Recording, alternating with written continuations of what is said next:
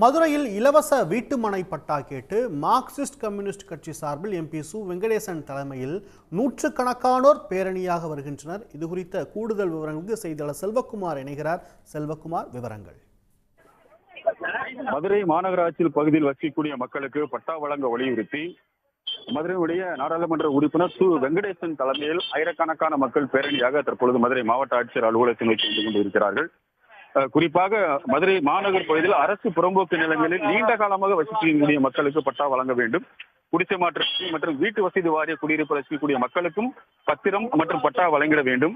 வீடற்ற ஏழை எளிய மக்களுக்கு இலவச வீட்டுமனை பட்டா வழங்கும் என்கின்ற இந்த 3 கோரிக்கையை வலியுறுத்தி தான் இந்த பேரணி மற்றும் மனு கொடுக்கின்ற இந்த போராட்டம் மார்க்சிஸ்ட் கம்யூனிஸ்ட் கட்சி அறிவித்திருந்தது. அதன் அடிப்படையில் மதுரை செனா நகர் பகுதியில் இருந்து ஊர்வலமாக ஆயிரக்கணக்கான மக்களுடன் ஊர்வலமாக மதுரை மாவட்ட ஆட்சியர் அலுவலகத்துக்கு வந்திருக்கிறார். இங்கு அந்த மதுரை முன்னாள், அதாவது பழைய ராமநாதபுரம் கலெக்டர் அலுவலகம் என்று சொல்லக்கூடிய பகுதியில் இந்த பகுதி மக்கள் தடுத்து நிறுத்தப்பட்டு அவர்களிடம் மனுக்கள் மொத்தமாக பெற்றுக்கொண்டு தற்போது சு வெங்கடேசன் நேரடியாக மதுரை மாவட்ட ஆட்சியரை சந்தித்து இந்த மனுக்களை கொடுக்க இருக்கிறார். நீண்ட காலமாக இந்த மனுக்கள், அதாவது குறிப்பாக பட்டாக்கள் வழங்க வேண்டும் என்ற கோரிக்கை தொடர்ந்து சொல்லப்பட்டு வருகிறது.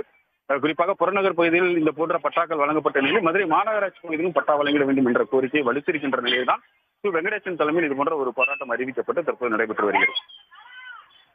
உடனுக்குடன் செய்திகளை தெரிந்து கொள்ள சன் நியூஸ் பெல் ஐகானை கிளிக் பண்ணுங்க.